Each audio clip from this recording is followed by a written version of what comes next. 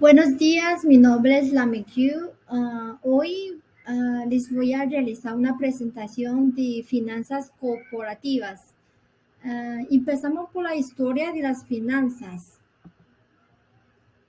Imagínate, la investigación que se llevaba a cabo en el campo de las finanzas era prácticamente inexistente hasta apenas en el siglo XIX.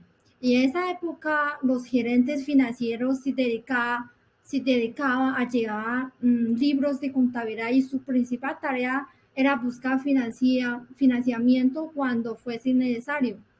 En la década de 60 surgió un movimiento hacia teórico y comienza la planificación y control en la empresa y con ellos la implantación de presupuestos.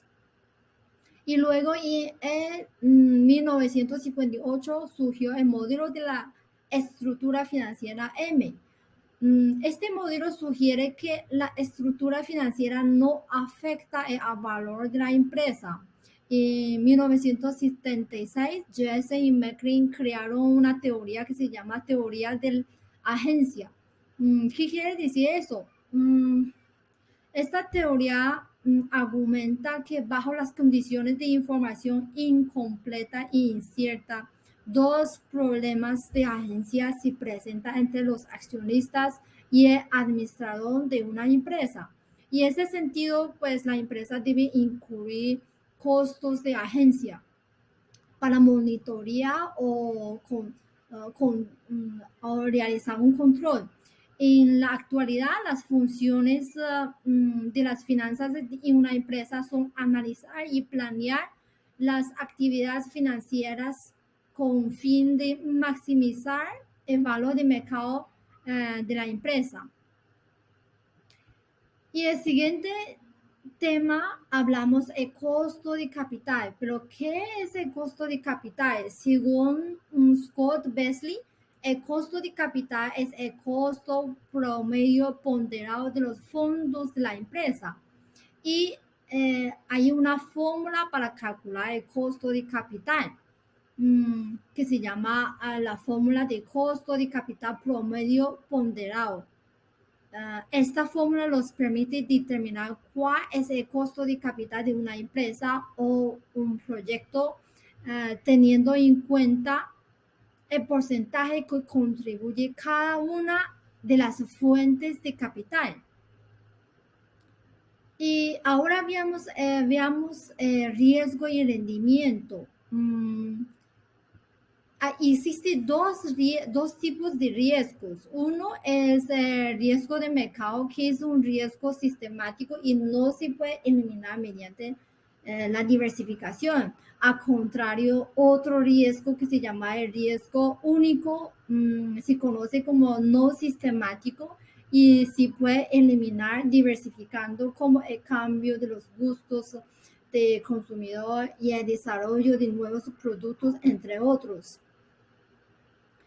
Y, pero el método más común que relaciona el riesgo con el rendimiento es el modelo de fijación de precios de activos de capital desarrollado por John Littner, William Sharpe y Jack Trenor, el cual explica que el premio al riesgo de cualquier activo es proporcional a su beta, como se muestra en la fórmula.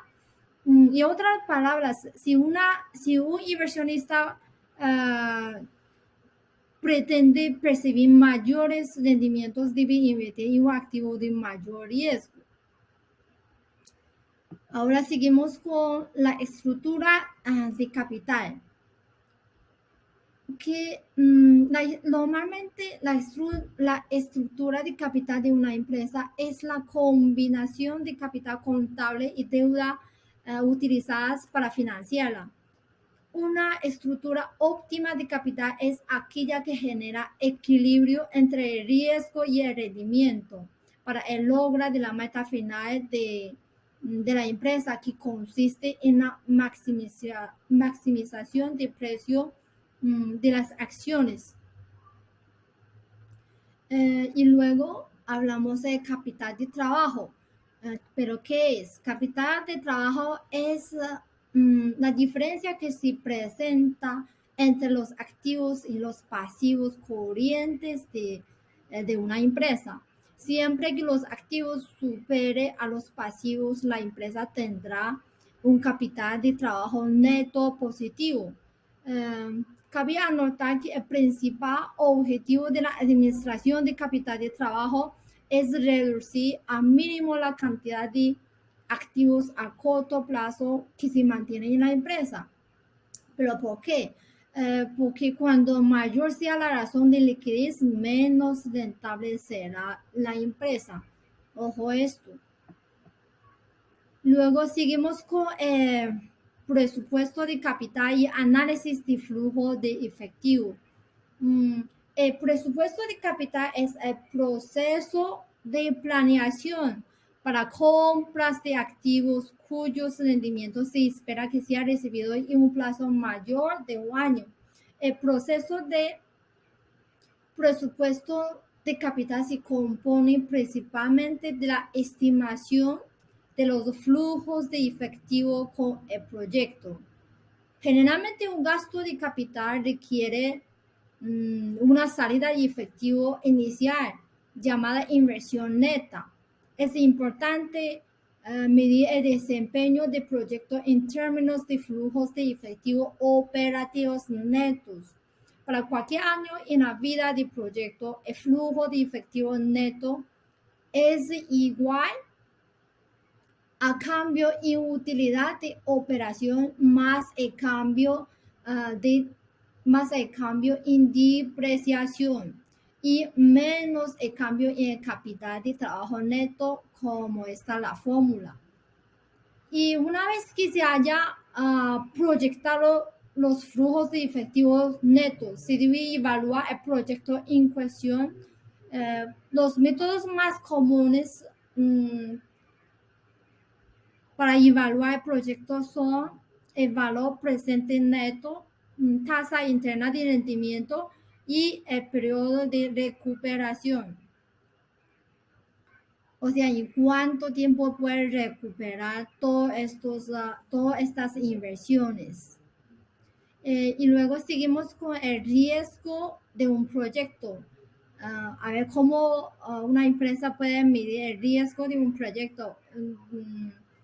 Un método común para evaluar el riesgo de proyecto es el análisis por simulación, el cual es una herramienta de planeación financiera que presenta algún evento con variaciones al azar en las variaciones que compone el cálculo de los flujos netos de efectivo del proyecto para obtener el valor presente neto del proyecto.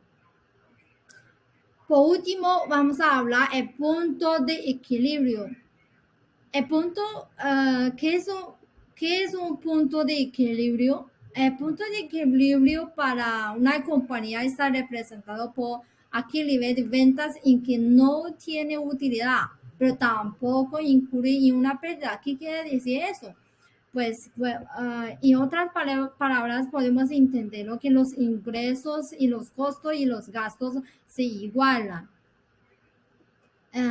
Este punto de equilibrio puede expresarse en unidades de producto o en pesos de ventas, como se muestra en la fórmula. Y en pesos, el punto de equilibrio muestra en pesos es igual a gastos fijos por el porcentaje de contribución marginal. Y o por otra fórmula también puede decir es igual a gastos fijos por uno menos gastos variables por ventas. Como se muestra en la gráfica, claramente dónde está el punto de equilibrio. Eso es todo. Muchas gracias por su atención.